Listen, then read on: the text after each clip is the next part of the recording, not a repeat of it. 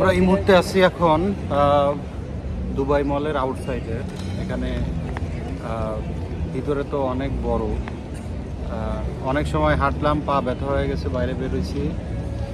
একটা water show হয় এখানে, যে ওয়াটার শো হবে ওইটারে দুবাই ফাউন্টেন বলে মেবি এই জায়গাটারে।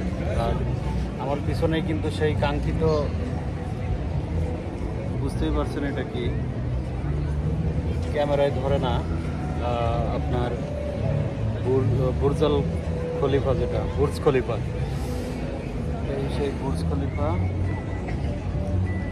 সহজে ক্যামেরায় আসে না।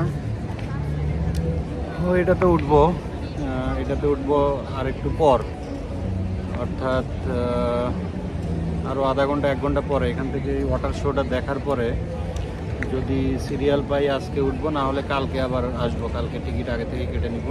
আর এখান থেকে টিকিট কাটার ব্যবস্থা আছে, আপনার কাউন্টার আছে, কাউন্টার থেকে টিকিট কেটে আপনি যেতে পারবেন। সেক্ষেত্রে আপনার প্রাইস হলো 7টা থেকে 10টা পর্যন্ত যে ইয়াটা আছে 3 ঘন্টার মতো, 125 তলা 24 তলাতে, সেটা হলো 259 দিরহাম, অর্থাৎ প্রায় বাংলা টাকায় 8700-800 এরকম হবে আর কি।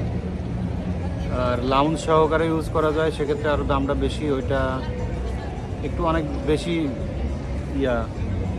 মানে একটু বেশি যেটা বলা চলে, আমি খেয়াল নাই ভালো করে। যাই হোক, দেখি, আমাদের লাউঞ্জ দরকার নেই, আমরা ওখানে খাওয়া দাওয়া করবো না।